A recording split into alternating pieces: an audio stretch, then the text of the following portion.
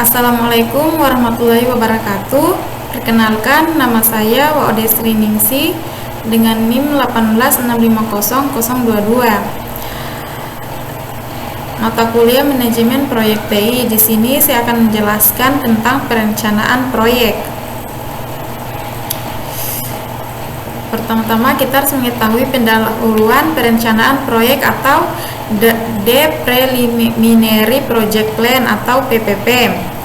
Pendahuluan perencanaan proyek adalah langkah awal, sumber daya, biaya, dan jadwal yang dibutuhkan untuk menyelesaikan proyek. PPP adalah dokumen internal, tidak perlu ditunjukkan ke user, terutama ke user luar.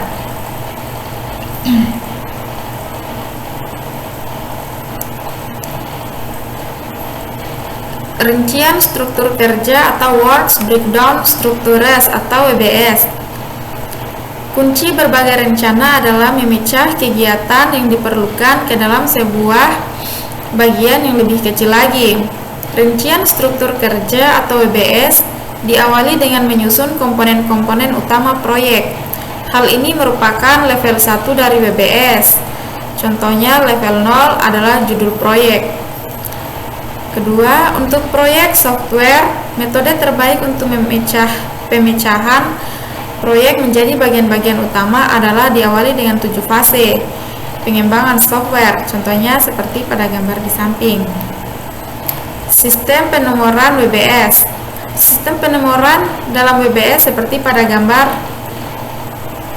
3.2. Pertama, untuk level 0 atau judul proyek adalah 0.0. Kedua, pada level 1 masing-masing item diberi nomor N.0, contoh 1.0, 2.0 dan seterusnya. Ketiga, kemudian masing-masing item pada level 2 di bawah item N.0. Pada level 1 diberi nomor N.1, N.2 dan seterusnya. Contoh, di bawah level 1 item analisis yang bernomor 2.0 kita mempunyai item 2.1, 2.2 dan seterusnya.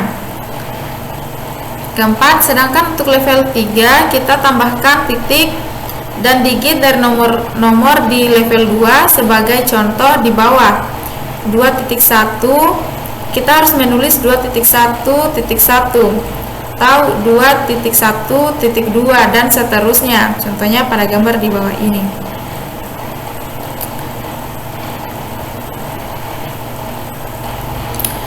Kapan Anda berhenti? Pemasukan nomor pada level terendah menunjukkan tugas atau kegiatan dalam proyek. Anda dapat berhenti merinci sebuah kegiatan jika mengikuti langkah-langkah berikut dengan benar. Pertama, beberapa orang atau grup dari sebuah proyek besar dapat diberikan tanggung jawab untuk melakukan tugas atau menyelesaikan kegiatan-kegiatan yang dilibatkan. Kedua, Anda dapat memperoleh perkiraan atau berupa orang atau hari. Secara garis besar, sebagian upaya yang dibutuhkan untuk melaksanakan kegiatan-kegiatan yang terlibat. Hal ini dapat dilakukan dengan memberi tanggung jawab pada setiap orang. Ketiga, Anda dapat menjadwalkan tugas. Keempat, tugas-tugas tersebut harus singkat dan dapat diselesaikan. Diagram jaringan atau the network diagram. Langkah kedua dari perencanaan adalah menggambarkan diagram jaringan yang menunjukkan urutan kejadian. Tipe diagram yang paling baik untuk masalah ini adalah Bagan PERT. Gambar di bawah ini adalah sebuah bagan PERT untuk proyek di atas. Urutan kejadian hanya didasarkan pada contoh setiap bagian.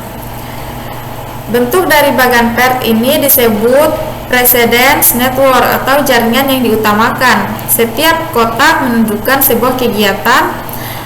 Pada setiap kotak ditulis nama, kegiatan, dan waktu yang diperlukan. Jalur kritis dan lamanya proyek. Bagan PERT dan jalur kritis adalah jumlah jalur atau serangkaian kegiatan yang dapat ditelusuri pada PERT sederhana di atas. Dengan mengikuti petunjuk garis panah, lamanya waktu yang dibutuhkan untuk menelusuri setiap jalur dapat dijumlahkan dengan menambahkan lamanya waktu dari jalur masing-masing kegiatan. Jalur kritis atau CP atau critical path adalah jalur terpanjang dan didefinisikan waktu minimal yang dibutuhkan untuk mengerjakan proyek.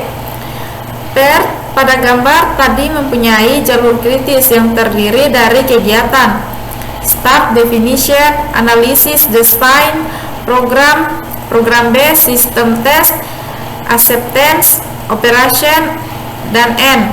Proyek tersebut membutuhkan total waktu 135 hari.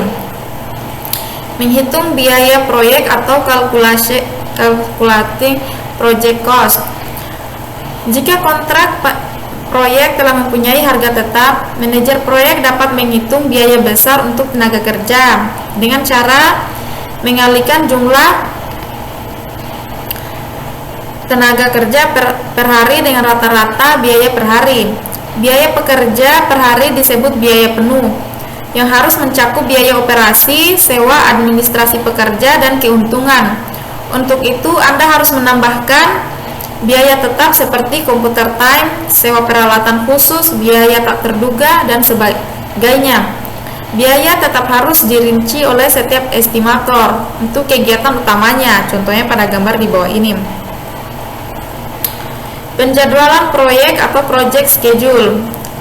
Langkah selanjutnya adalah menghitung jadwal proyek. Untuk melakukan hal ini, perencana mungkin manajer proyek harus mengaplikasikan jadwal yang sebenarnya dari perkiraan ke calendar day atau jadwal harian. Lamanya pekerjaan. Salah satu kesulitan tugas ini adalah mengalokasikan sumber daya manusia yang akan bekerja pada kegiatan yang akan dilaksanakan, terutama ketika pekerja berlangsung secara serentak. Kesulitan lain adalah memutuskan bagaimana mempersingkat pekerjaan yang dilakukan dengan menggunakan sumber daya yang ada. Kemudian, manajer proyek menjadwalkan sebuah proyek pada kalender atau jadwal yang nyata. Metode terbaik untuk melakukan hal ini adalah dengan menggambarkan ke dalam sebuah Gantt chart atau bar chart.